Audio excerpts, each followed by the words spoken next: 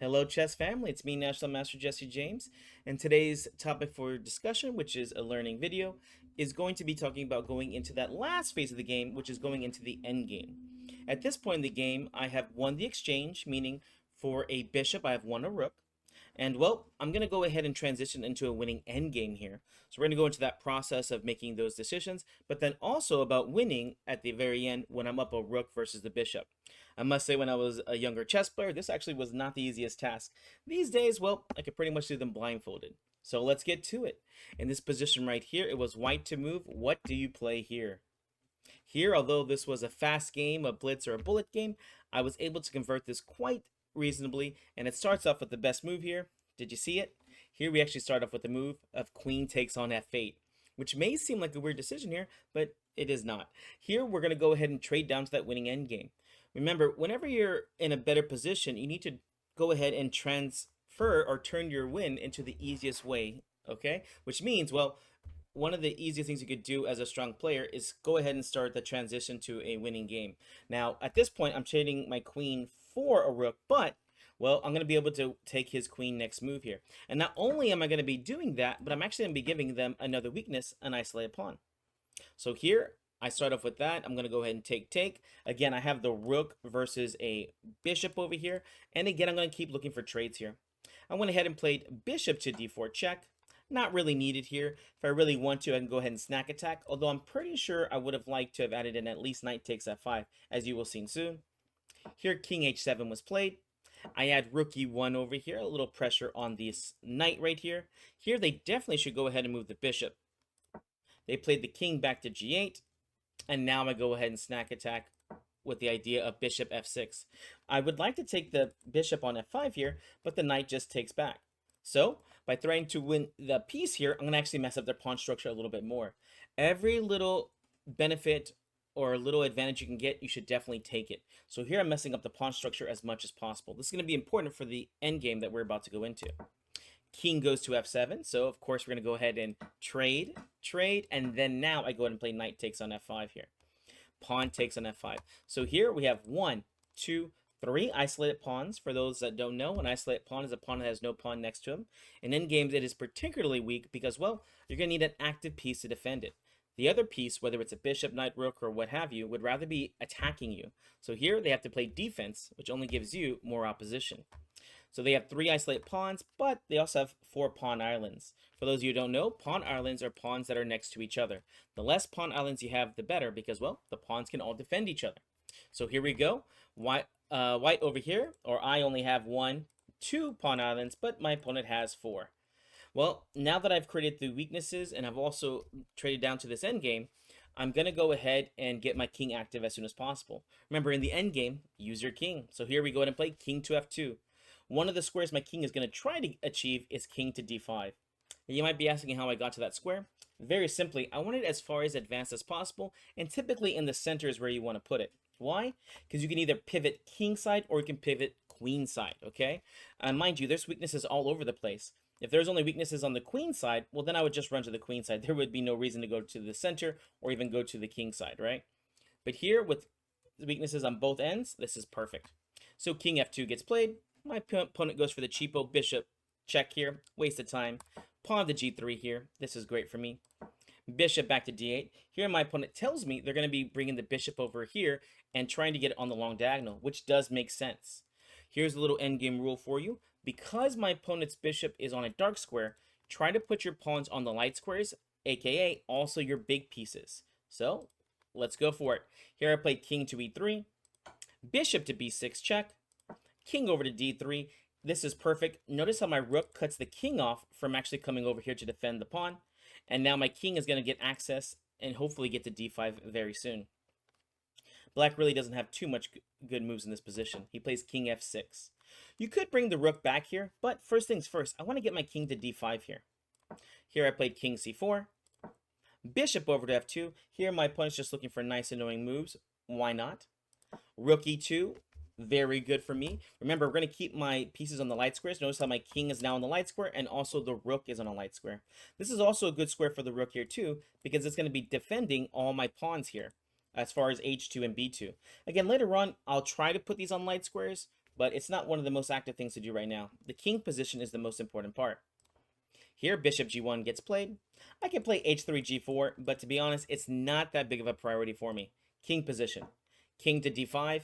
If I win this pawn will give me very good game because, well, when d6 is gone, now it's 3 pawns versus 2, meaning I can create my passed pawn. Of course, black is not going to let that happen. Bishop to c5 got played. And here, I went ahead and played pawn to b4. Why not? I'm going to go ahead and remove the defender so that I can win the d6 pawn. The bishop went back to b6. And here I took on d6. So here I am doing very good. Now I've achieved a +8 position, meaning I'm basically up an extra queen here. And I've made a solid idea, which is to push my queenside pawns. 3 pawns versus 2 means I'm going to be able to create that passed pawn. Here, bishop g1 gets played. Again, black really has nothing good to do here. And so I go ahead and play king to d7 here. Not the best move. Although this is still a decent move, not the best. My king was thinking about going over and attacking these pawns. King d7 was just bad. I stick to my light square rule, but here, king c7 probably is just the best. Another more accurate move here is really to push the passed pawn c4, c5, b5, c4, c5, b5, so I can play pawn c6. And then create the passed pawn as soon as possible, and then get it across the board. So, king to d7, a little inaccuracy here. Pawn to a5 gets played.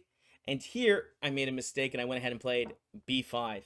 Although this is typically a good idea, because I'm bringing it to light squares, it was a bad move for me here. Why? Well, you can simply just take the pawn, because even if they can win this pawn back, the b7 pawn becomes weak. So I can actually play the next move, probably something as simple as rook over to b2 and take the pawn. I'm just playing too fast here, and I'm taking my time. Here I play pawn to b5. Bishop to b6 got played. Pawn to c4. And bishop c5, a very nice move for my opponent here. What's his idea? He's going to blockade on the dark squares, which makes total sense. He has the dark square bishop. He places his pawns on the dark squares, and then it's hard for me to make progress over here. Okay, here we go. King b7 gets played. Again, a waste of time here. Pawn to b6 gets played, and now I realize, oh no, I need to find another breakthrough, because going through on the queen side is not going to be as simple as I'd like. That's okay. I have 3 pawns versus 2. Now, it's still going to be a little bit of a challenge here, because although it is 3 pawns versus 2, the king is over here to help defend. Remember the rule in the endgame? Take your time, okay? When you have the time and you're in the winning position, do not rush. Go ahead and take your time. Find the best plan here. That being said, I am on a clock here, so I do got to play relatively fast to make sure I do get through with this idea.